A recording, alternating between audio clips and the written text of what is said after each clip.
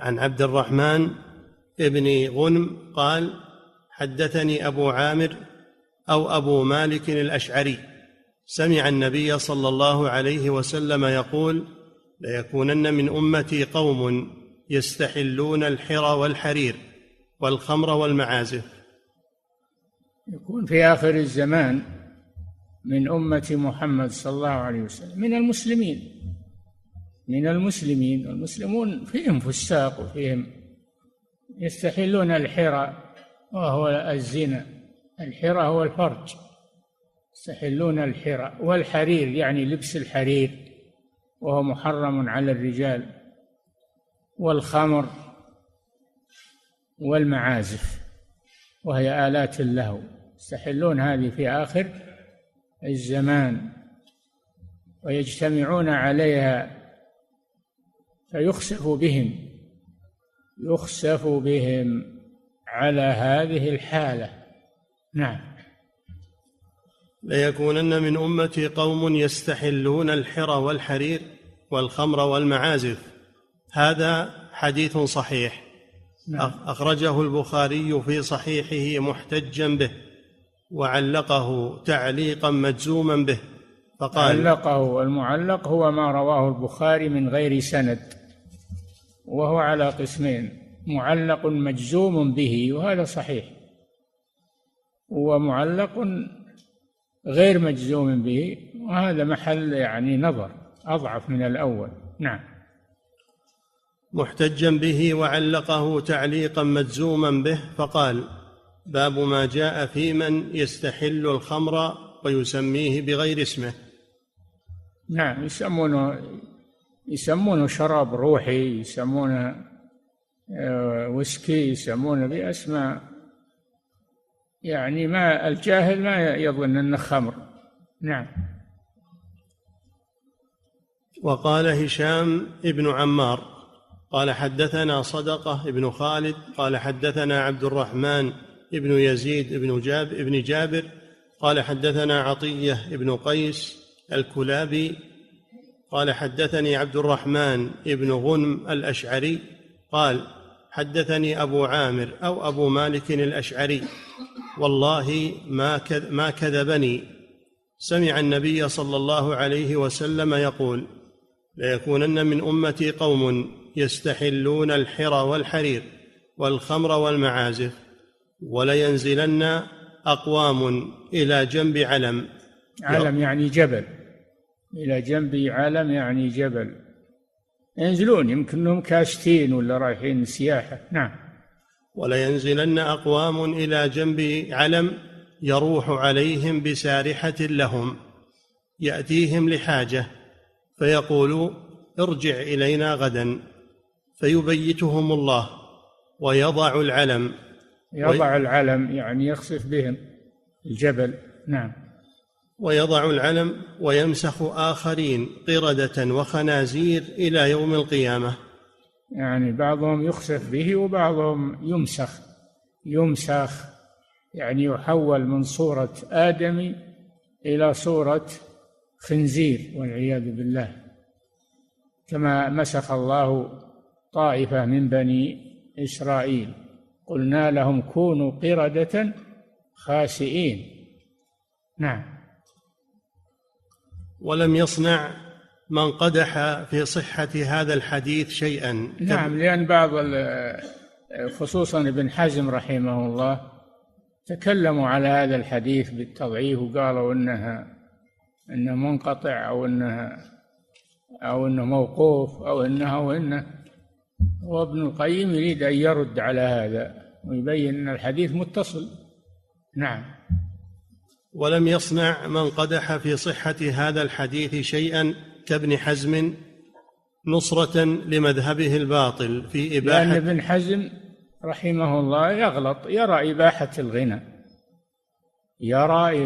الغنى ويتكلم على الأحاديث الواردة في تحريمه، ولكن الحق لا ينظر فيه إلى قول فلان أو علان، ينظر فيه إلى الكتاب والسنة. نعم.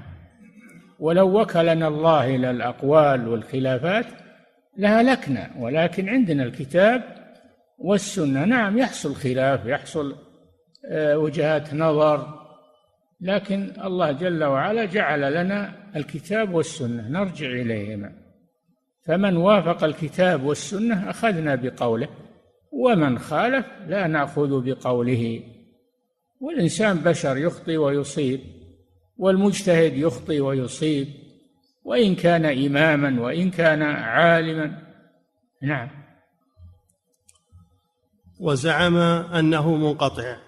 ابن حزم يعني زعم أن هذا الحديث منقطع، يعني فيه انقطاع، لم يتصل سنده بالرسول صلى الله عليه وسلم. نعم. وزعم أنه منقطع لأن البخاري لم يصل سنده به. وجواب هذا الوهم من وجوه. جواب هذا الوهم من ابن حزم رحمه الله. نعم. وجواب هذا الوهم من وجوه، أحدها أن البخاري قد لقي هشام بن عمار وسمع منه، فإذا قال هشام فهو بمنزلة قوله عن هشام. نعم. الثاني أنه لو لم يسمعه منه فهو لم يستجز الجزم به عنه إلا وقد صح عنه أنه حدث به، وهذا كثيرا ما يكون لكثرة من رواه عن ذلك الشيخ وشهرته، فالبخاري أبعد خلق الله من التدليس. ما يدلس بأنه سمع منه وهو لم يسمع منه. تدليس هو أن الإنسان يوري أنه روى عن فلان وهو لم يروي عنه. البخاري لا يصنع هذا، لا يقول إلا ما جزم به وصححه، ولذلك صار صحيح البخاري أصح كتاب بعد كتاب الله عز وجل. أصح كتاب بعد القرآن هو صحيح البخاري، ثم صحيح مسلم. نعم. الثالث أنه أدخله في كتابه المسمى بالصحيح محتجا به، أن البخاري أدخل هذا الحديث في كتابه محتجا به، ولو كان ما لم يحتج به ما أدخله في كتابه، وهذا موجود في صحيح البخاري. نعم. أنه أدخله في كتابه المسمى بالصحيح محتجا به، فلولا صحته عنده لما فعل ذلك، يعني البخاري. نعم. الرابع أنه اسم كتاب البخاري الصحيح المسند، الصحيح المسند يعني المتصل بالرسول صلى الله عليه وسلم. نعم. الرابع أنه علقه بصيغة الجزم دون صيغة التمريض، فإذا توقف في الحديث، هذا الذي ذكرنا أن المعلق عند البخاري على قسمين: معلق بصيغة الجزم هذا صحيح، معلق بصيغة التمريض يروى كذا قيل كذا، هذا ينظر فيه. نعم.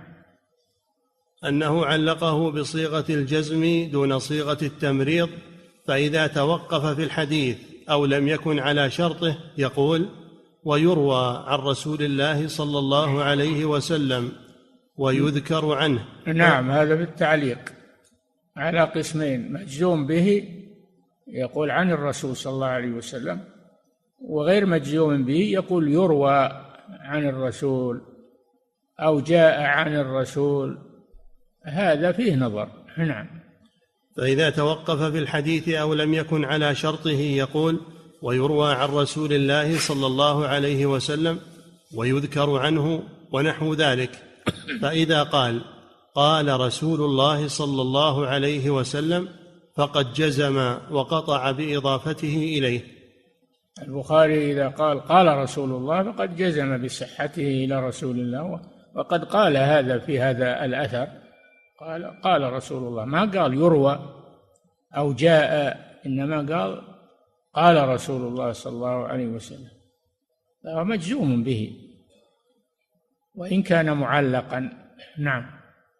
الخامس أن لو أضربنا عن هذا كله صفحا فالحديث صحيح متصل عند غيره، عند غير البخاري من المحدثين. نعم. فالحديث صحيح متصل عند غيره. قال أبو داود ليس الصحيح مقصورا على البخاري ولا على مسلم، صحيح ابن حبان، صحيح فلان، صحيح فلان. الأحاديث الصحيحة كثيرة والمسندات، وإن كانت دون صحيح البخاري لكنها صحيحة. نعم. فالحديث صحيح متصل عند غيره. قال أبو داود في كتاب اللباس: حدثنا عبد الوهاب ابن نجدة قال حدثنا بشر بن بكر عن عبد الرحمن بن يزيد بن جابر قال حدثنا عطية بن قيس قال سمعت عبد الرحمن ابن غنم الأشعري قال حدثنا أبو عامر أو أبو مالك، فذكره مختصرا. ورواه أبو بكر الإسماعيلي في كتابه الصحيح مسندا فقال أبو عامر ولم يشك. ووجه الدلالة منه أن المعازف هي آلات اللهو كلها لا خلاف. ما هي المعازف؟ المعازف هي آلات اللهو كلها التي يعزف بها قديمها وحديثها. نعم. ووجه الدلالة منه أن المعازف هي آلات اللهو كلها لا خلاف بين أهل اللغة في ذلك، ولو كانت حلالا لما ذمهم على استحلالها. نعم، لما ذمهم الرسول صلى الله عليه وسلم على استحلالها ليكونن من أمتي. نعم، تحذير هذا. نعم. ولو كانت حلالا لما ذمهم على استحلالها، ولما قرن استحلالها باستحلال الخمر والحر. وكذلك هي مقرونة مع أشياء مجزوم بتحريمها، مثل الخمر. الخمر مجزوم بتحريمه، ما حد يقول الخمر حلال. وقد ذكر معه هذا المعازف، فتكون إذن مثل الخمر مجزوما بتحريمها. نعم. ولما قرن استحلالها باستحلال الخمر والحر، فإذا كان ولما قرن استحلالها باستحلال الخمر والحر والحر يعني الفرج، الزنا. نعم. والحر، فإن كان بالحاء والراء المهملتين فهو استحلال الفروج الحرام. أي نعم، الحري الفرج المحرم. نعم. وإن كان بالخاء والزاي المعجمتين فهو نوع من الحرير. الخز، إذا كان الخز بالخاء والزاء فهو الحرير أو خالص الحرير. نعم. يستحلون الخز يعني الحرير. الحرير محرم لبسه على الرجال. نعم.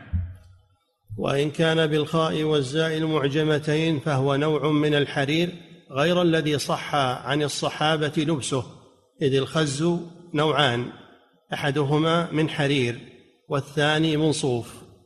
والثاني من صوف.